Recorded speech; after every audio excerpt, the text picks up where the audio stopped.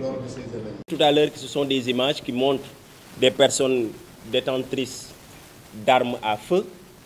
Et on a bien fait tout à l'heure de préciser qu'il s'agit bien évidemment d'armes de guerre, détenues parfois par des profanes, qui peuvent, de par la non-maîtrise de l'arme, commettre des faits dommageables. De l'autre côté aussi, on a vu des personnes détentrices, bien évidemment, d'armes de guerre, mais dont la manière de manier ces armes atteste à suffisance qu'il s'agit de personnes rompues à la tâche.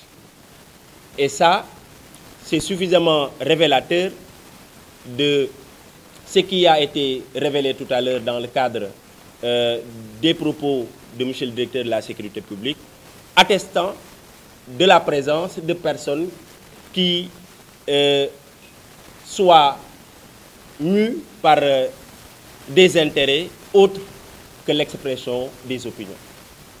C'est le lieu pour nous d'attirer l'attention de tout un chacun, d'appeler à plus de vigilance, d'appeler également à plus de prudence, mais également d'appeler à plus de sens de responsabilité dans l'implication de tout un chacun par la dénonciation de ces faits à la police, à la gendarmerie, bref, aux forces de défense et de sécurité.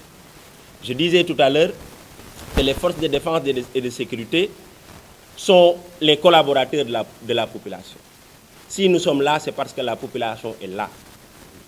Donc nos missions, de jour comme de nuit, s'inscrivent à faire en sorte que les délinquants soient mis hors d'état de nuire, mais également que les honnêtes citoyens puissent vaquer tranquillement à leurs occupations. Mais la police à elle seule ne peut réussir cette mission. C'est pourquoi nous en appelons au sens des responsabilités et aux réflexes sécuritaires qui doivent être de mise dans ce contexte pour dénoncer les actes qui semblent poser des questions de sécurité dans les quartiers à la police pour qu'on puisse intervenir et faire le travail de sorte à les mettre hors d'état de nuire. Donc encore une fois, la police nationale réitère son engagement ferme à préserver l'ordre public et la paix sociale, mais encore une fois, cette préservation passe inéluctablement par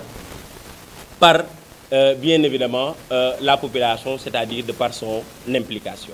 Alors, la police nationale le fait dans sa zone de compétence, mais bien évidemment, la gendarmerie nationale le fait dans sa zone de compétence. Nous avons une collaboration franche qui permet aujourd'hui de pouvoir nous mouvoir sur le terrain en parfaite harmonie, en parfaite collaboration, et tout ça pour le bien de l'ensemble de la population. Donc voilà un peu les quelques mots que nous avons voulu partager avec vous, en vous appelant encore une fois à plus de collaboration avec la police nationale, avec la gendarmerie nationale, bref, avec toutes les forces de défense et de sécurité. Je vous remercie.